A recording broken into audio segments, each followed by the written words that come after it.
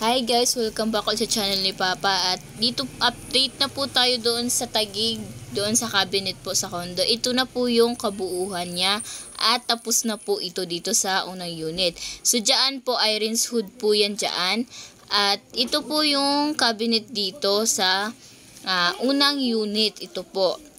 Kung napapansin nyo po, diba, ang kinis, ang ganda talaga ng kulay pag puti, lalo na sa cabinet. Ang ganda-ganda po. Ito po yung view pag nandito sa gilid at yan po. At, diba sinabi ko, dyan po yung rep, dyan nakalagay. Ayan. At ito naman po ay, ayan po yung kabuuhan niya pag sa malaki. Magkarugtong lang po yan dyan. Buo-buo yan, pati kasama yung sa kitchen, magkarugtong lang din po yan. At ito po yung mga drawer niya. Diyan po yung TV. Ang sa ilalim po ata ng TV ay kahit anong pong gusto ilagay, mga magazines, ganun po. At ito naman po yun, pag dito tayo nakatingin, yan po yung drawer. At yan naman po yung malaki na yan. Yan po yung, ito po yung closet. Yan po. Ito po yung kabuuan niya kapag nandito sa harapan niya na malayo. At kung napapansin nyo, diba po, ang ganda-ganda na ang gawa dito.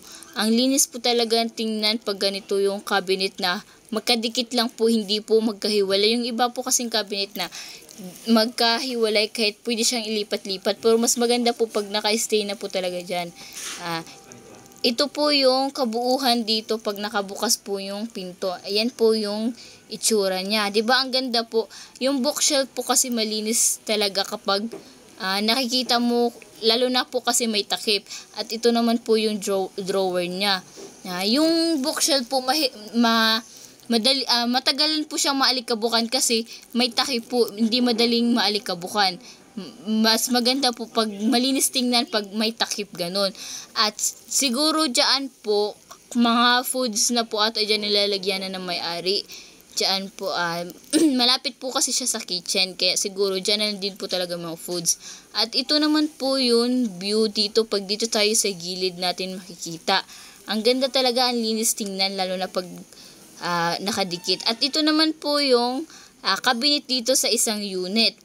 Ayan po, kagaya lang din po ng design doon sa kabila, yung cabinet niya. So, ang tapos na po yun doon sa kabila, ito na lang po yung hindi pa tapos.